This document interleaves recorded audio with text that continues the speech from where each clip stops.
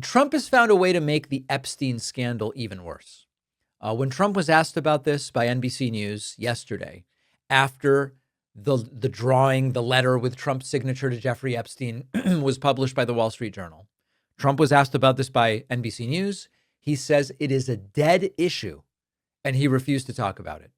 Democrats on the House Oversight Committee released this alleged birthday letter that Trump sent to Jeffrey Epstein for his 50th birthday in 2003. This is a letter that Donald Trump previously denied existed. It appears to have Donald Trump's name written in the pubic area of a drawing of a woman, naked woman. Some are saying, this is David, this is a naked girl. The text says that we have certain things in common, Jeffrey, and ends with a pal is a wonderful thing. May every day be another wonderful secret. Now, the White House has said the signature doesn't match Trump's current signature, but we're going to hear from a handwriting expert later in the show.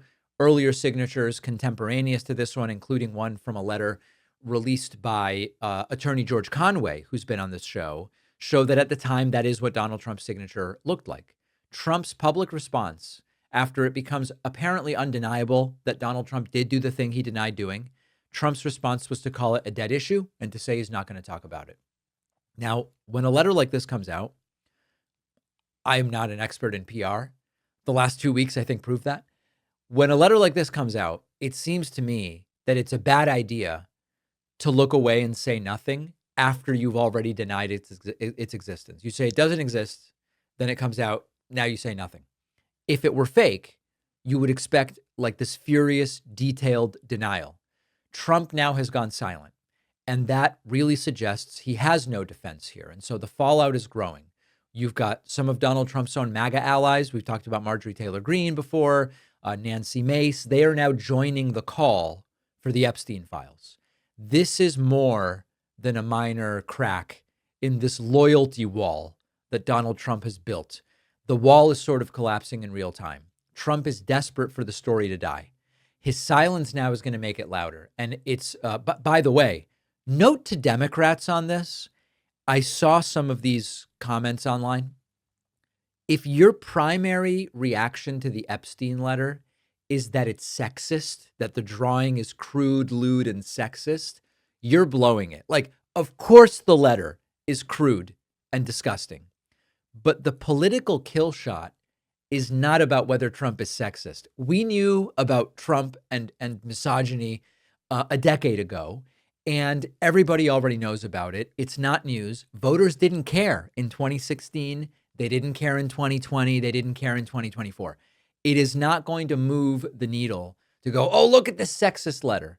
The smart play is to focus on what Trump's response tells us, that he calls it a dead issue and he's refusing to answer questions.